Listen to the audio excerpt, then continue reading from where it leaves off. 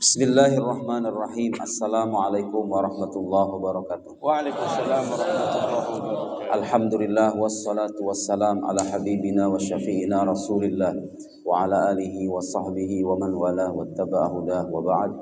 Allahumma akhrijna min dhulumatil wahm wa akrimna bi nuril fahm waftah alaina bi ma'rifatil ilm wasahhil akhlaqana bil hilm waj'alna mimman yastami'una al-qawl fayattabi'una ahsanah. Subhanaka la ilma lana illa ma 'allamtana innaka antal alimul hakim wa la haula wa la quwwata illa billahil aliyyil azim. Allahumma 'allimna ma yanfa'una wa zidna ilma wa ba'd. Terima kasih atas kesempatan yang sudah diberikan Ustaz Alno, para kiai, para ustaz, para pengurus masjid semuanya yang sudah memberikan kesempatan kepada kami. Saya senang dan saya gembira malam hari ini. Pertama kalinya saya ke Riau dan saya mendapatkan kesan sangat positif. Subhanallah, ahlu Riau haula yani ahlul khair. Nahsabuhum min ahlil khair insyaallah. Wa nas'ad bi liqa'ihim wa nas'ad bi liqa'ikum. Ya'lamullahu dzalik. Allah tahu itu dan saya merasa senang sekali. Alhamdulillah, arju an tatakarrar hadhihi ziyaratnya insyaallah. Hatta yani kita tidak memberangus tapi minimal kita la yudraku kullu la yudraku kullu. Enggak bisa sebetulnya. Wahabi itu dibasmi itu emang gak bakal pernah bisa. Sudah menjadi sunnah kehidupan saudara. Ada yang benar, ada yang sesat. Jadi bagaimanapun kita berupaya untuk memberangus mereka, tetap ada aja. Dulu tuh saya ini dulu, zaman kira-kira 3 tahun, 4 tahun, 5 tahun kebelakangan lah. Mungkin itu di saat darah itu masih panas gitu ya. Pokoknya kalau ketemu yang aneh-aneh itu, pokoknya pengen marah aja gitu. Makanya beberapa tulisan saya dulu sebelum itu agak-agak sedikit keras kalau mengkritik aliran liberal, tokoh-tokoh yang menjadi simbol-simbol liberal gitu ya. Saya agak keras. Makin kesini saya mikir begini Ustaz, perasaan kalau saya pikir-pikir ya. Mau disikapi dengan keras atau tidak keras, mereka itu ada terus. Akhirnya saya sekarang mulai berpikir, berarti kalau begitu sekarang kita tinggal memperbaiki cara saja. Tidak penting kalau kita menyampaikan tuh orang tobat apa enggak gitu loh. Kalau dulu kan saya tuh pengen menggebu-gebu banget. Saya pengen orang ini jangan sampai terpengaruh sama ini. Sekarang mah saya lebih santai. Tugas saya menyampaikan, toh Nabi pun hanya diperintahkan untuk menyampaikan. Kalau Nabi hanya sebagai in alaika ilal balagh lah, saya ini siapa gitu. Jadi saya kira ini prinsip penting ya, terutama untuk lingkungan kita kalang aswaja, jangan sampai kita menjadi bagian dari mereka. Dalam arti, saudara-saudara, Anda tahu kan, cara mereka mengkritik ulama kita seperti apa, tahu kan? Penggal, orang belajar bertahun-tahun namanya dipenggal-penggal. Bermodalkan penggalan-penggalan itu disimpulkan macam-macam. Fitnah macam-macam. Caci maki dan seterusnya. Jangan sampai kita menjadi bagian dari mereka, biarin aja. Kadang-kadang, saya mau bilang nih, pengalaman saya. Kadang-kadang orang menjadi simpati kepada kita bukan karena argumen yang kita sampaikan. Tapi karena akhlak yang kita tunjukkan. Sepakat gak dengan saya? Kalau berharap orang-orang yang menyimpang, saudara-saudara kita yang menyimpang itu kembali ke pangkuan kita. Karena saya menjumpai ashkhas, orang-orang yang betul-betul mencerminkan akhlak itu. Ceritanya bisa panjang ini kalau kita bercerita. Tapi kita perlu menyampaikan satu poin itu saja. Kalau kita memang berharap betul-betul ingin mengajak mereka ke jalan yang benar, tidak selamanya harus dengan argumen. Cukup kita menyampaikan aja ini salah. Ayo buktinya mana? Nih bukti-buktinya. Nah malam ini kita lebih santai supaya nggak panas ya. Kita santai karena ini tema agak sedikit berat, tapi saya berusaha ingin harus pelan-pelan menyampaikannya supaya dipahami dengan baik dan benar. Selebihnya nanti kita bisa berdiskusi dan tanya jawab. Oke? Dengan cara begitu saudara-saudara sekalian, dengan cara kita lebih soft. Karena itu kalau Anda lihat saya di YouTube, bukan saya membuat-buat diri saya begitu, enggak. Tapi karena memang saya punya pandangan begitu sekarang. Pokoknya mau orang seaneh apapun, orang ateis, orang begini, ya udahlah, santai aja gitu lah. Yang penting tunjukkan kalau itu salah, selesai. Argumennya apa? Ini argumennya. Dia mau dengar apa enggak? Bodo amat, terserah dah. Orang lain kira-kira masih terpengaruh apa dia? Terserah mereka lah. Tugas saya kan sudah selesai sampai itu. Lebih nyaman. Saya lebih nyaman begitu. Meskipun kadang-kadang ya manusiawi ya, kadang-kadang kesel mah ada aja gitu loh. Kurang ajar banget sih kayak begitu. Tapi ya udahlah. Kita lebih memilih bersabar dan tidak membalas ya. Nah, subhanallah dengan cara begitu saya mengalami itu orang-orang jadi simpatik sama kita. Bukan karena argumennya, karena nggak ngerti mereka soal argumen. Dipaparkan argumen nggak ngerti ini Ustaz bahas apaan sebenarnya. Tapi ngelihat cara, pola, tutur kata, redaksi. Yang ono caci maki, yang ini referensi katanya. Kan orang mikir, ya nggak? Pilih mana nih dalam beragama? Ono caci maki modalnya ini referensi. Ya jelas pilih yang referensi dong. Perkara paham apa enggak urusan belakangan gitu loh. Lihat. Saya kira ini penting ya, pesan untuk diri saya sendiri dan untuk semuanya. Baik, Ibnu Taimiyah dengan seluruh penghormatan kita kepada semua umat muslim, imam min a'immatil muslimin bila syak. Fil madhabil hambali, kama qala. Beliau itu ulama besar dalam mazhab Hambali. Wabil khusus dalam mazhab dalam masalah fikih. Tapi dalam masalah akidah lahu syududzan. Punya pandangan-pandangan yang aneh. Makanya sebagian ulama-ulama di lingkungan Sunni tidak menggelari Ibnu Taimiyah sebagai Syekhul Islam. Kita ini sebetulnya kadang-kadang gak begitu keberatan banget kok dengan gelar Syekhul Islam. Kalau yang dia maksud adalah Syekhun min syuyukhil Islam. Na'am wa syekh min syuyukhil Islam. Tapi kadang kita keberatan sama orang-orang seolah-olah tidak ada imam kecuali Ibnu Taimiyah gitu. Dan memang ada. Orang-orang dari saudara-saudara kita di mazhab Salafi itu seolah-olah imam yang mu'tamad, yang betul-betul kalau ngomong itulah ajaran Islam. Itu Ibnu Taimiyah aja. Kalau ada ulama beda sama Ibnu Taimiyah itu sesat. Nah, itu yang pengen kita kritik. Sampai ada kitab, saudara. Saya dulu pernah posting tulisan kayak begitu, disangkanya mencaci maki Ibnu Taimiyah. Ya salam. Nahnu ahlus sunnah wal jamaah. Kita ini tidak diajarkan syatam, mencaci maki. Gak diajarin begitu. Apa syatam? Saya melampirkan buku, Ustaz, ada buku judulnya Ibnu Taimiyah Laisa Syekhul Islam. Memang penulisnya itu kurang populer, tapi saya melihat dikasih pengantar sama Dr. Ali Jum'ah. Saya lihat cek kitab, saya baca itu benar saya baca. Dan saya cek itu akwal Ibnu Taimiyah yang dikutip sama penulis buku itu. Benar ternyata. Ibnu Taimiyah itu ternyata, dulu saya punya bayangan cara masalah akidah doang. Oh ternyata enggak juga, masalah fikih juga sama. Ibnu Taimiyah itu. Dengan seluruh penghormatan kita. Ya memang tidak ada yang maksum. Nah malam ini tentu kita nggak cukup ya. Saya juga nggak bawa tuh kitabnya. Kalau bisa nanti di-download di internet Ibnu Taimiyah yang bisa bahasa Arab. Laisa Syekhul Islam. Satu persatu syududat atau hal-hal aneh dari Imam Ibnu Taimiyah itu dijelaskan dengan referensi dan argumentasi dan ringkas argumentasinya. Cocok untuk zaman sekarang. Ya, saya sekarang membawa beberapa 1-2 kitab aja. Selebihnya saya taruh di laptop karena kalau seandainya ini jaraknya dekat mungkin saya bawa kitab blok segini nih. Di rumah saya ada buku Ibnu Taimiyah. Jadi saya nggak hanya mempelajari ini kata-kata orang, tapi juga membaca buku Ibnu Taimiyah ada ya. Ibnu Taimiyah itu sekali lagi kalau kita tekankan bagaimana status dia dalam lanskap kesarjanaan Islam, dia ulama besar. Tapi kebesarannya tidak menafikan kesalahan-kesalahan beberapa butir pemikirannya. Itu perlu kita catat. Jadi kita nih beda dengan golongan orang sana yang kalau melihat ulama sesat macam-macam lihat. Enggak, kita tetap menghormati, mengagungkan posisinya, kedudukannya. Saya kira Ibnu Taimiyah kalau dibangkitkan dari alam kuburnya, ngelihat orang-orang yang jujur mengkritik beliau pasti akan senang. Benar enggak? Gimana gak seneng coba? Itu kan kalau dianut sama orang lain bisa jadi masalah buat kita gitu loh. Nauzubillah bisa jadi dosa jariah kan begitu. Ada orang berusaha membebaskan itu kan seneng harusnya. Betul gak? Kalau orang gak fanatik maksud saya. Ibnu Taimiyah itu kalau seandainya tahu kita bahas beginian. Ahlan wa sahlan ya habibi. Ahlan wa sahlan. Kalau kita dengan adab. Dan saya kalau mengkritik ini saudara. Terus terang aja bukan pendapat pribadi saya. Berdasarkan penelitian dan argumentasi ulama ahlus sunnah wal jamaah sepanjang zaman qadiman wa mu'asiran, yang klasik maupun yang kontemporer. Mengkritik Ibnu Taimiyah bukan mazhab Sunni. Ibnu Taimiyah itu dalam akidah, kalau mau jujur mazhabnya kalau kata Syekh Anas Syarfawi itu karomiyun. Mana pernah mendengar mazhab karomiyah? Karomiyah itu Muhammad bin Karam. Itu seorang mujassim. Akidahnya itu tajsid Ibnu Taimiyah. Benarkah itu? Jangan fitnah doang. Oke. Sekarang kita pembuktian. Tahapan pembuktian. Kalau ada salafi di sini satu enak kayaknya ya. Betul enggak? Baru panas. Kalau begini mah dingin. Ya enggak? Ada salafi di samping. Tapi salafi yang terdidik ya. Salafi yang terdidik.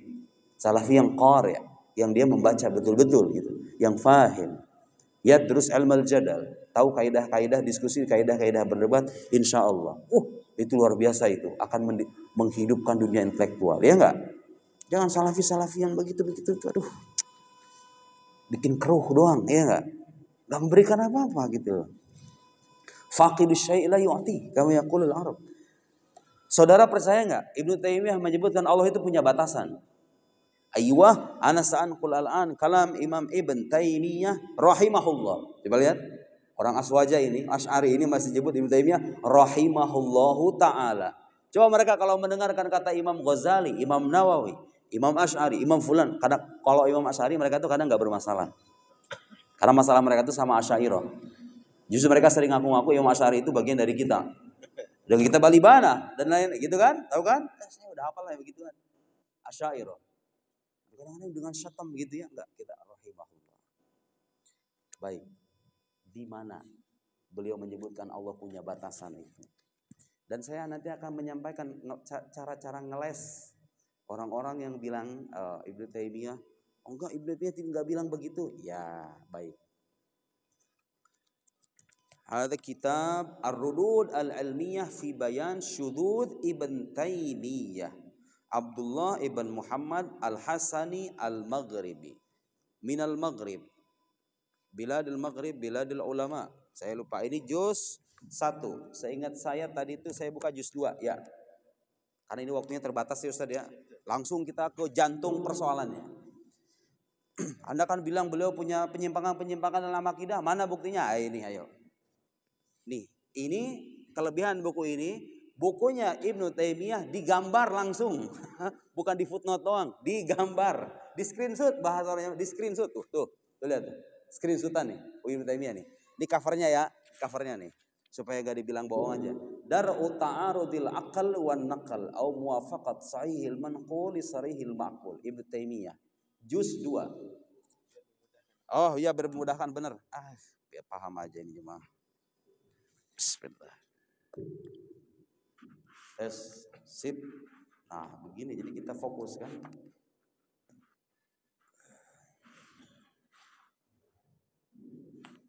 Baik. Lihat nih. Ini buku yang ada di rumah saya, ada, nggak bisa dibawa, kegedean. 5 cetakan Darul Kutub Ilmiyah itu sekitar 7 jilid ya. 7 jilid. Cetakan yang versi Saudi itu yang lebih lux itu sekitar 10 jilid mungkin. Ini cetakan Darul Kutub Ilmiyah, Darul Hadis afwan, Darul Hadis. Punya saya di rumah Darul Kutub Ilmiyah. Pertama beliau mengutip qala Abu Sa'id, wallahu ta'ala lahu haddun. Allah Subhanahu wa taala itu punya had, punya batasan. La ya'lamuhu ahadun ghairuh. Yang tidak diketahui kecuali oleh Dia saja. Allah punya batasan, tapi yang tahu batasan Allah cuma Allah doang. Coba itu. Allah punya batasan. Enggak, nanti orang salaf akan bilang, "Oh, Abu Sa'id yang bilang Abu Sa'id." Ayo khalas, tamam. Abu Sa'id bilang begitu, di bawahnya bilang apa Ibnu Taimiyah? Setelah itu beliau menyebutkan ini. Famanidda'a annahu laisa lillahi haddun faqad raddal Qur'an. Barang siapa yang mengklaim, mengakui bahwa Allah enggak punya batasan, kayak kita nih, Asy'ariyah nih, Ahlussunnah nih, semua kan orang normal deh kayaknya. Orang normal, orang kayak kita nih, Allah punya batasan gak nak? Coba anak-anak kita ditanya gitu, Allah punya batasan gak? Masa pencipta alam semesta punya batasan? Kan begitu logika sederhananya. Bedanya dengan makhluk dong kalau begitu punya batasan. Tapi kata Ibnu Taimiyah, kalau ada orang menolak Allah punya batasan kayak kita ini, faqad raddal Qur'an, maka dia telah menolak Al-Qur'an. Bahaya sekali tuh. Kalau menolak Al-Quran artinya apa? Kafir dong, ya enggak? Menolak Al-Quran. Jadi Ibnu Taimiyah seolah ingin mengatakan keyakinan Allah punya batasan itu ada dalam Al-Quran. Kamu kalau nolak berarti kamu menolak Al-Quran. Ini logika kayak begini. Orang-orang salafi itu masih suka mempertontonkan, dia enggak? Dikit-dikit kalau beda sama ulama, ada menyalahi Al-Quran, ada menyalahi sunnah Nabi. Bener kan? Oh, lihat. Nanti saya kalau ada waktu saya ingin melampirkan beberapa kutipan Ibnu Taimiyah yang bagus. Kalau ini yang kurang baiknya. Berimbang ya. Ada kalimat yang bagus. Wada annahu la syai'. Orang kalau mengatakan Allah nggak punya batasan, itu sama dengan bilang Allah itu bukan sesuatu apapun. Gitu ya. Kita seolah menyembah sesuatu yang nggak ada gitu loh. Li'anna Allah, kenapa Ibnu Taimiyah menyebut Allah punya batasan? Li'anna Allah wasafa hadda makanihi fi mawadi katsira. Karena kata Ibnu Taimiyah, Allah itu telah menyifati batasan tempatnya dalam banyak ayat. Berdalil dengan ayat. Oke. Kalau orang berdalil dengan Al-Qur'an, belum tentu pendalilannya ini benar secara kaidah keilmuan. Catat ini baik-baik ya. Jadi persoalan kita ini saudara, dengan sekte manapun bukan soal merujuk pada Al-Quran. Semua sekte merujuknya Al-Quran. Mu'tazilah Al-Quran, Salafiyah Al-Quran, Syiah Al-Quran, Asy'ariyah Al-Quran, semuanya merujuk Al-Quran. Yang jadi PR selanjutnya adalah perujukan Anda ini benar apa enggak gitu loh. Bisa dipahami ya? Ibnu Taimiyah merujuk Al-Quran, dia bilang katanya Allah punya batasan ada dalam Al-Quran. Mana ayat-ayatnya? Ayo kita lihat. Ar-Rahmanu 'alal 'arsy istawa. Ar-Rahman 'alal 'arsy istawa. Itu ayat yang sering dipakai sama mereka juga. Bahwa Ar-Rahman, Allah yang Maha Pengasih, istawa. Apa mana istawa? Istawa itu maknanya banyak, tapi mereka membatasi istawa dalam arti istaqarra, duduk. Kalau Anda bertanya pada ulama Asy'ariyah, enggak, istawa lahu ma'ani katsira, punya makna banyak. Bisa maknanya istaula, bisa maknanya itmamus syai', bisa maknanya qasada, makna kada, makna kada.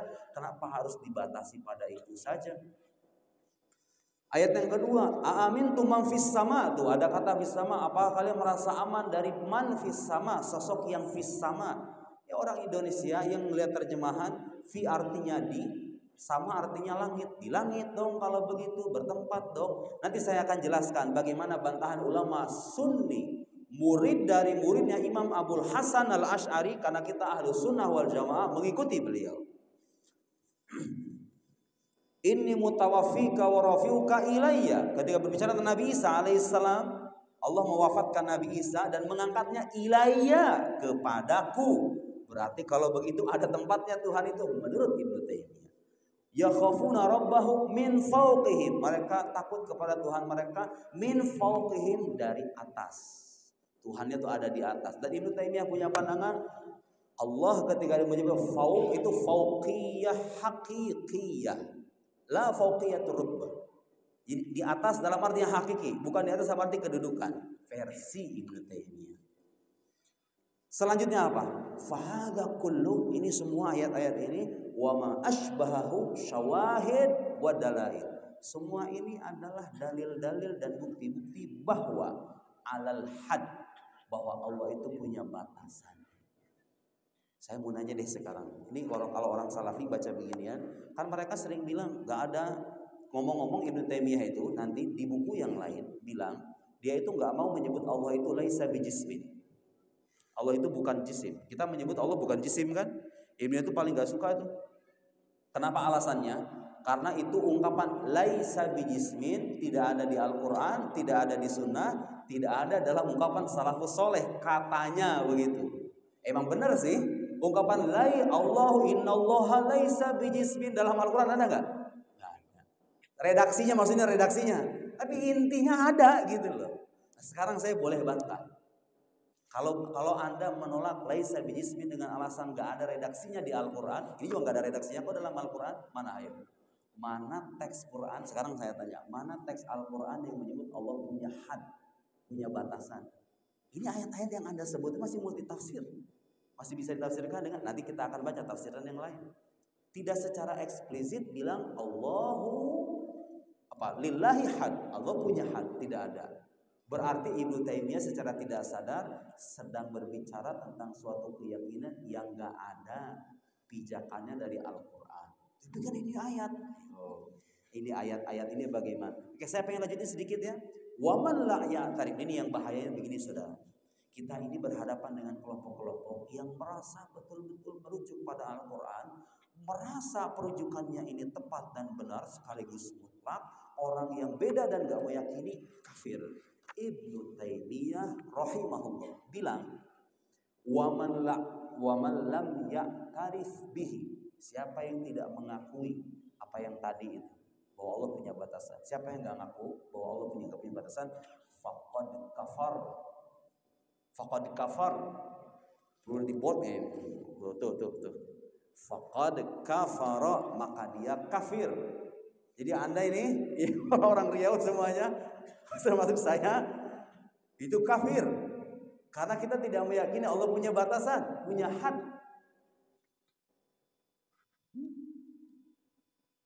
Mengkafirkan siapa ini? Jumhur ulama hadhil ummah. Mengkafirkan mayoritas umat Nabi Muhammad ini kalau begini, ya enggak? Faqad kafar bitanzilillah, dengan wahyu Allah Subhanahu wa taala, wa jahida ayatillah, dan dia kufur terhadap ayat-ayat Allah, ingkar terhadap ayat-ayat Allah.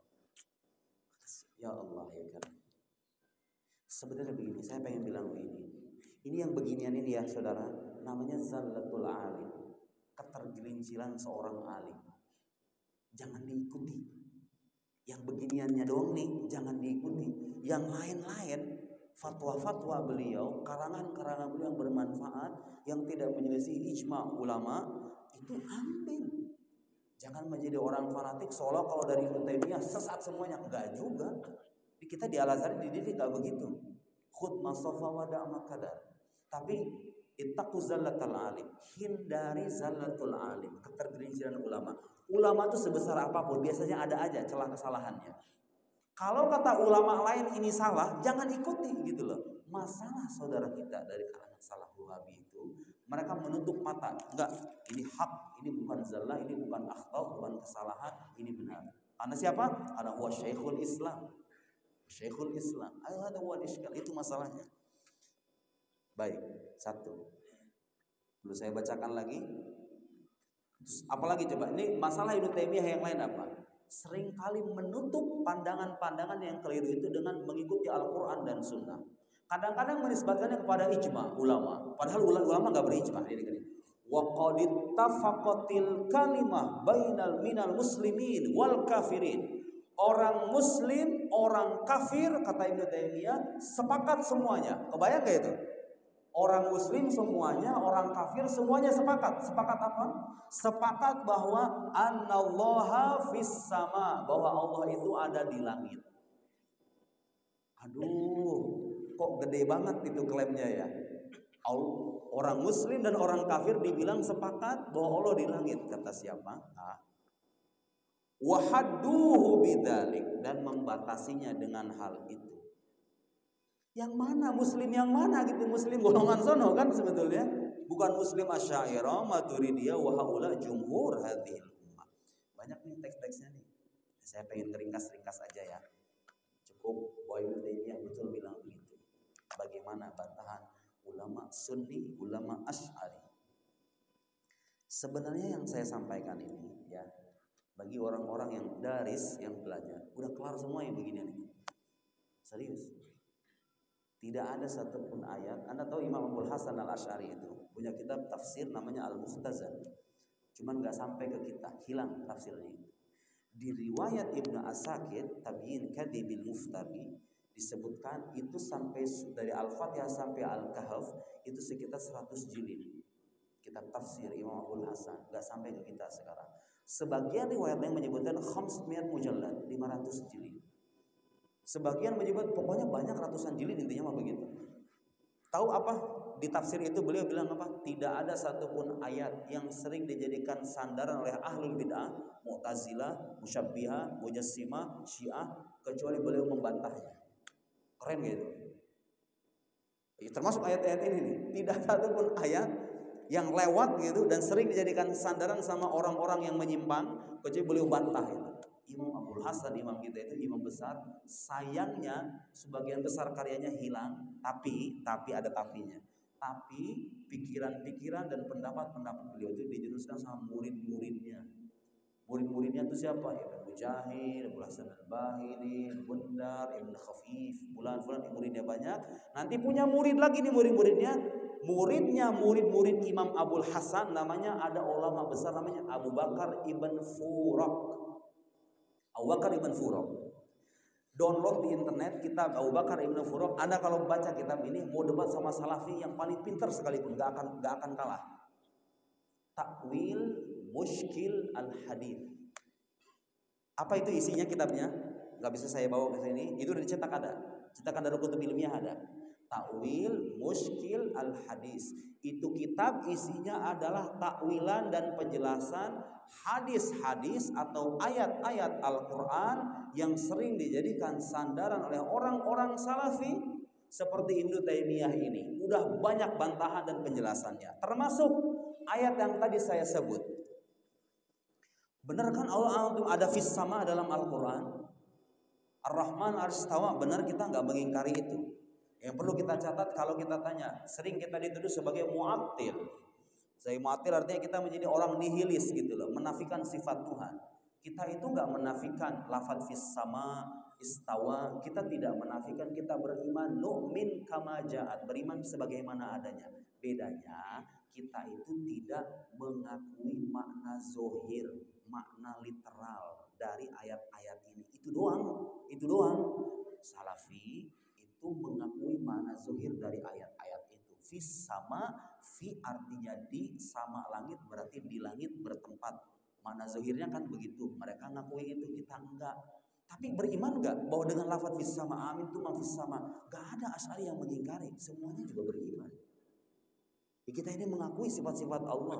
Hanya saja kalau ada sifat-sifat yang zohirnya menunjukkan keserupaan Tuhan dengan makhluk atau kebertempatan, ulama Asy'ariyah yang mutaqaddimin bertafwid, diserahkan kepada Allah. Saya tahu ini ayat ada maknanya. Tidak mungkin Allah menyampaikan lafaz tidak ada maknanya. Ada maknanya. Cuma maknanya kita nggak tahu, hanya Allah yang tahu aja. So what? Masalahnya apa gitu loh kalau kita nggak tahu sebagian ayat maknanya? Nggak jadi masalah. Emang harus tahu semuanya. Kan begitu.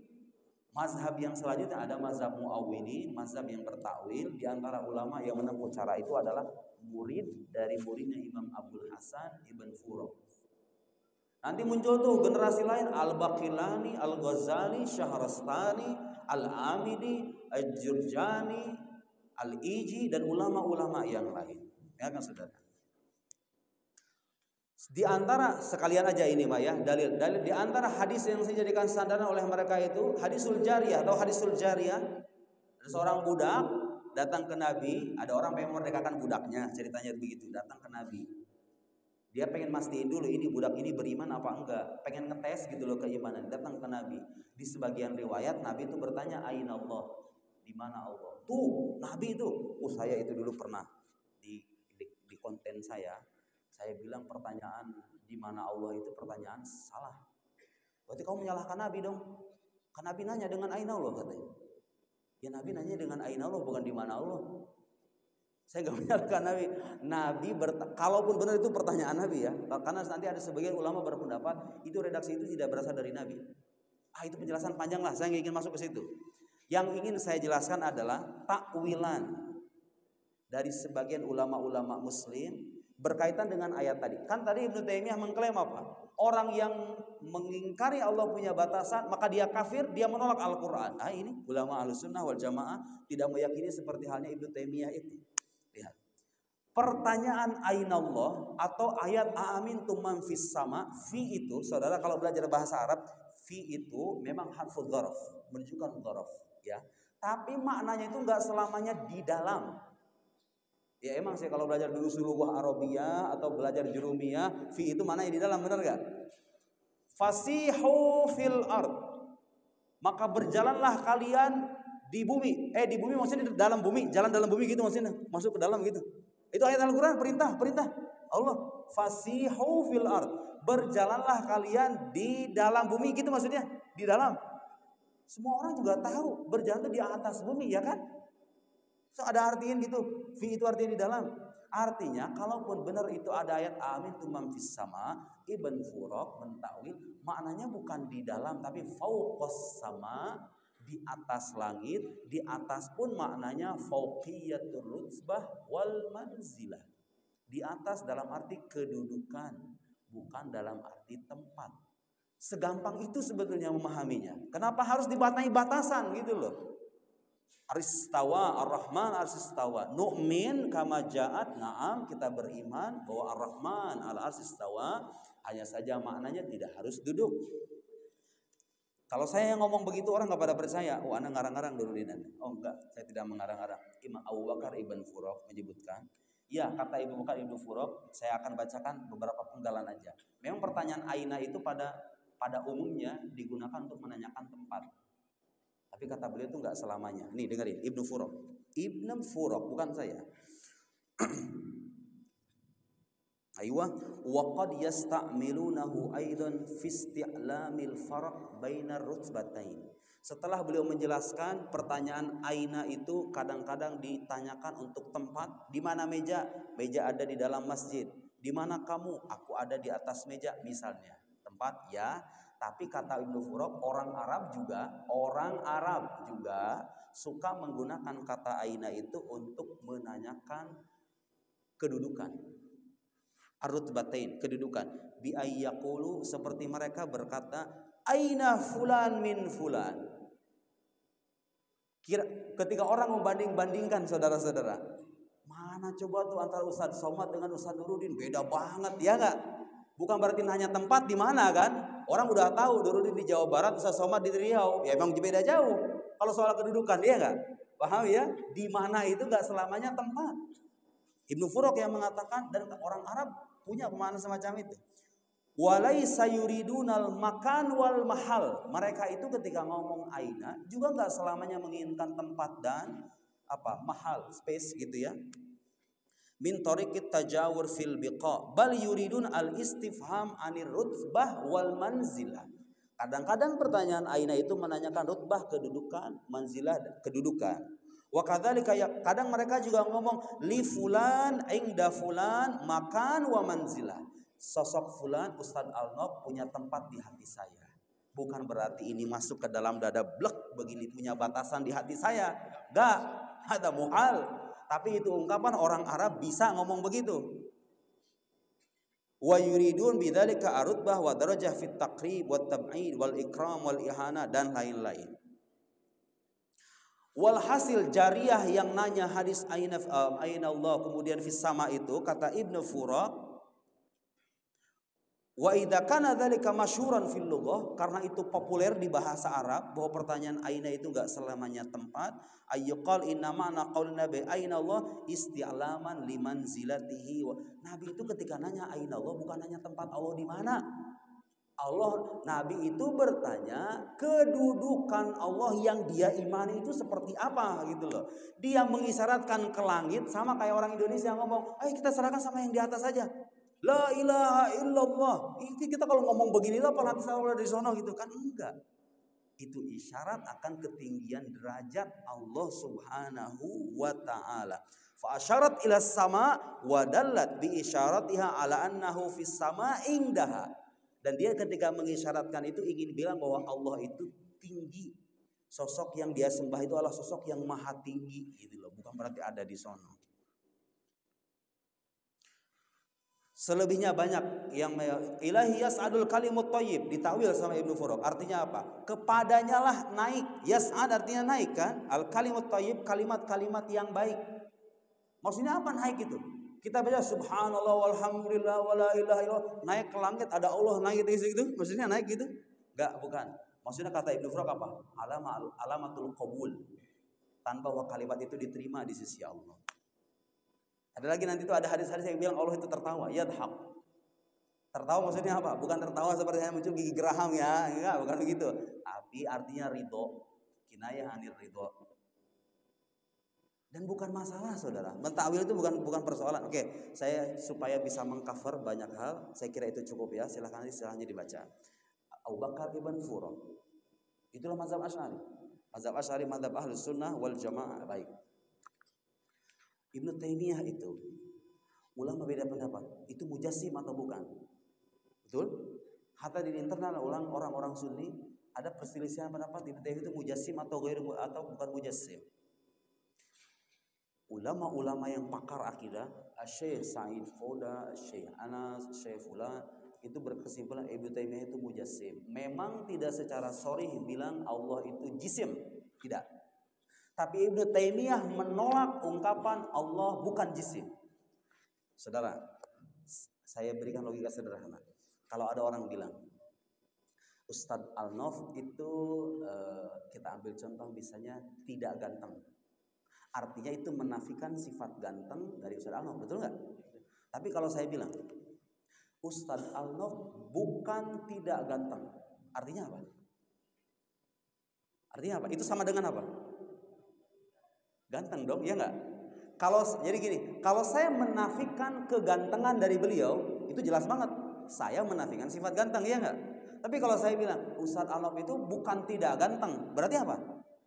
Saya bilang Ustadz Al-Nof ganteng nggak? Secara zahir saya bilang Ustadz Al-Nof ganteng nggak? Nggak kan? Tapi kalau saya bilang Ustadz Al-Nof bukan tidak ganteng, saya menafikan. Nafyi itsbat, itu kaidah ulama. Kalau kita menafikan sesuatu yang sudah ternafikan, itu kita mengakui itu, gitu, paham nggak? Nah, Ibnu Taimiyah itu menolak penyebutan Allah bukan jism. Berarti kalau menolak Allah bukan jism, artinya beliau mengatakan apa? Allah. Konsekuensinya kan begitu, ya nggak? Sama kayak tadi saya ngomong begitu. Saat Allah itu bukan tidak ganteng. Kalau bukan tidak ganteng, apa dong namanya? Ya saya sih nggak bilang dia ganteng. Ya itu siapa bilangnya? Ya itu ganteng artinya kalau gitu, ya kan? Kalau kita beri contoh lain,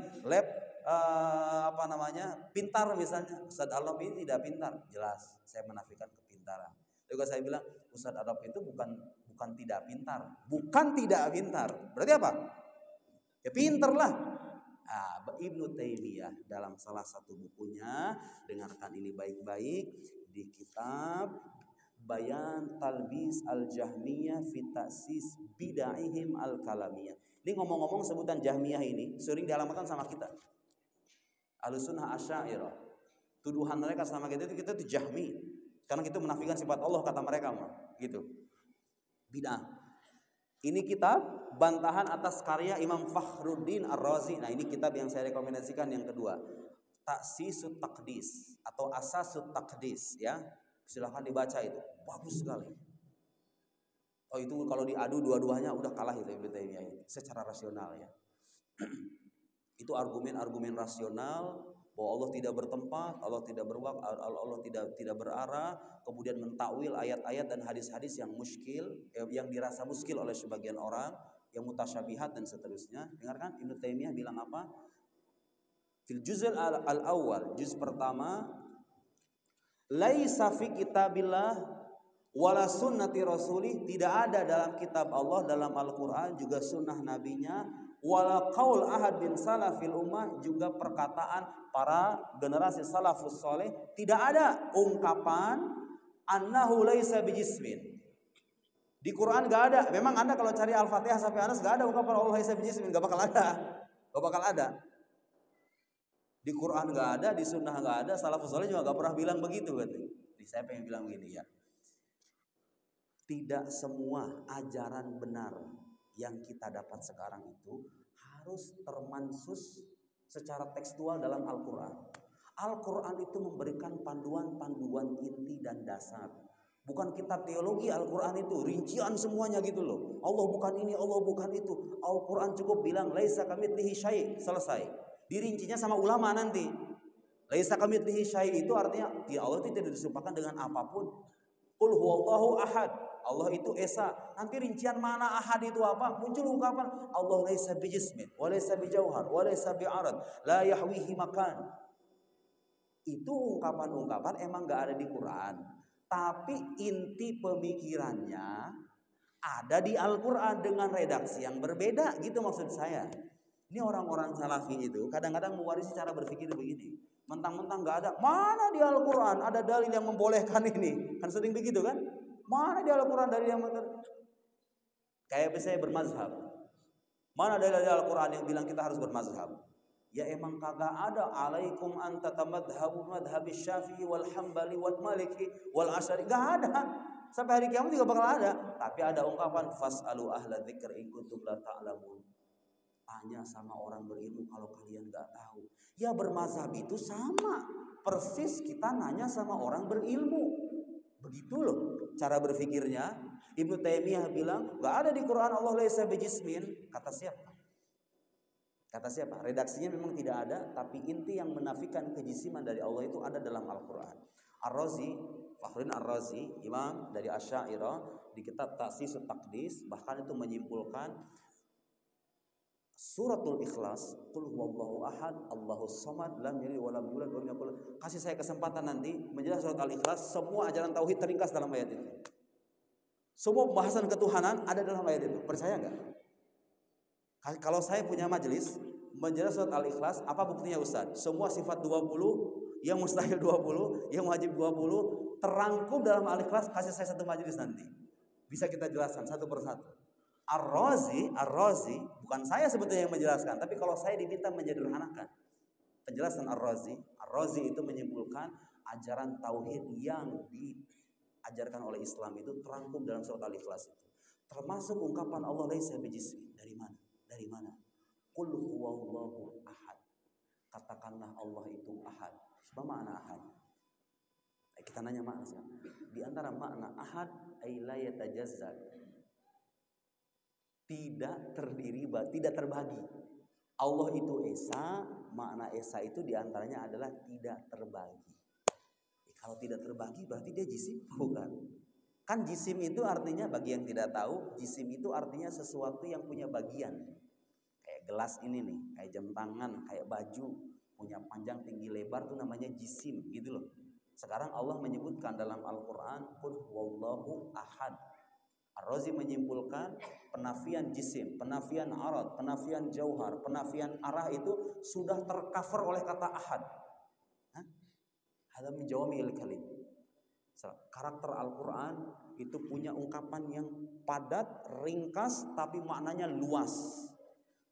Nanti dirinci sama ulama. Ahad itu tercakup ya, Allah itu laisa fi jihah, la yahwihi makan, wala yataqayyad bi zaman, laisa bi jismin, wala bi jauharin, wala aradin, wala kadza wala. Itu rincian dari qul huwallahu ahad. Qul huwallahu ahad. Lihat itu ya. Silahkan baca uraian Ar-Razi. Fanafyul ma'ani ats-tsabita, baik, itu saya kira cukup ya. Oh, tadi saya diminta berapa menit, Ustaz? Sekarang udah berapa menit ini? Sekarang 40 menit. 40 menit. Kan enggak kerasa kan? Kerasa kan? Begini kalau ngaji beneran. Nanti dipotong-potong nih. Ada yang rekam ya? Potong-potong nih, siap-siap nih. Udahlah, resiko lah. Nah, sekarang saya mau ngajarin yang bagus-bagusnya. Boleh ya, sedikit aja. Yang bagus-bagusnya nih, saya udah kumpulin. Ya, ada sisi bagus-bagusnya. Tahu nggak Ibnu Taimiyah itu tadi kan yang mengkafirkan kan? Nah, ada teks Ibnu Taimiyah yang bilang bahwa kalau mengkafirkan ahlul bid'ah, kan kita dalam pandangan mereka ahlul bid'ah nih, mengkafirkan ahlul bid'ah itu kebiasaan ahlul bid'ah katanya. Paham maksudnya? Mengkafirkan ahlul bid'ah itu kebiasaan ahlul bid'ah. Ya salam, ayo kita baca teksnya. Majmu'ul Fatawa. Kitab Majmu'ul Fatawa. Yang 10-an jilid itu di rumah saya itu cetakan Saudi itu, saya lupa berapa jilid itu, banyak lah. Emang orang cerdas Ibnu Taimiyah ini, Bukhari, orang cerdas. Saya membaca di keterangan Syekh Abdul Fattah Abu Budda, yang Qimatuz Zaman Indal Ulama itu, Ibnu Taimiyah itu dikisahkan mengarang 300 kitab. Yang sampai ke kita sekarang itu enggak semuanya sebenarnya Ibnu Taimiyah. Bahkan al-juz'u al-katsir minha mafqud. Di sebagian besar karya Ibnu Taimiyah itu enggak ada juga. Sama kayak nasib Imam Abul Hasan Al-Asy'ari.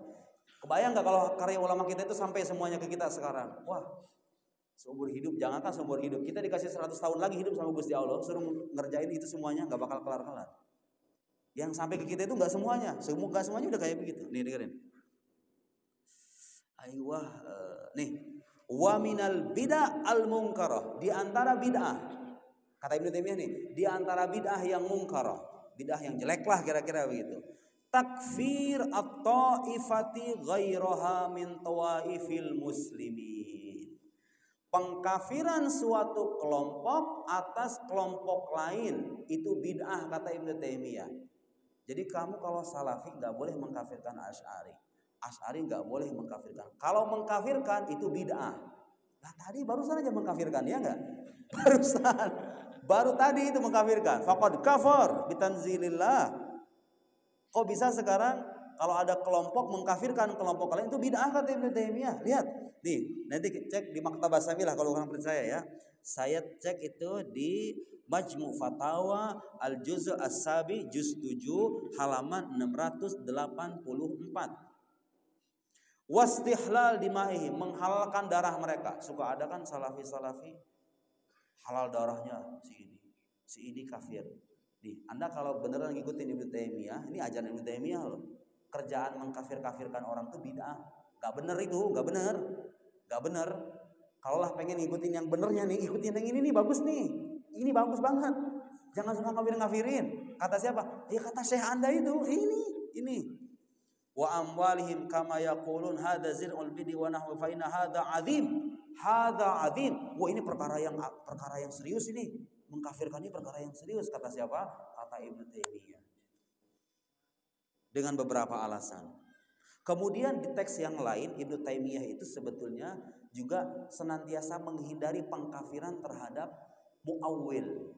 Jadi mubtadi, ahli bid'ah yang mu'awwil, yang bertakwil. Dan hampir sebagian sekte Islam itu mu'awwil pada akhirnya. Artinya berijtihad gitu loh, Saudara. Mu'tazilah itu sesat, niatannya itu bukan menyesatkan orang sebenarnya. Mereka salah dalam berijtihad.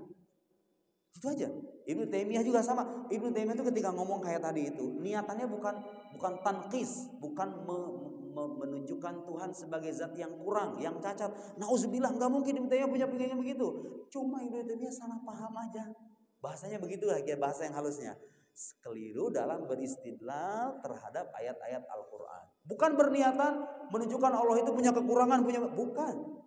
Artinya gini, orang Syiah, orang Mu'tazilah, Asy'ariyah, Maturidiyah, semuanya ini sedang berijtihad menyucikan Allah. Ibnu Taimiyah ketika ngomong kayak tadi, berijtihad supaya orang tuh nggak lari dari teks Al-Qur'an. Supaya jangan saya mengingkari Al-Qur'an. Niatannya mah baik, bertakwil. Ibnu Taimiyah di teks kitab Majmu' Fatawa yang lain mengajak kita para pembaca bukunya untuk tidak gampang mengkafirkan mu'awwil al-mukhti. Orang yang bertakwil dan dia salah. Mu'tazilah, Asy'ariyah dan lain-lain. Saya kira itu sebagai pembuka diskusi malam hari ini. Mudah-mudahan bermanfaat.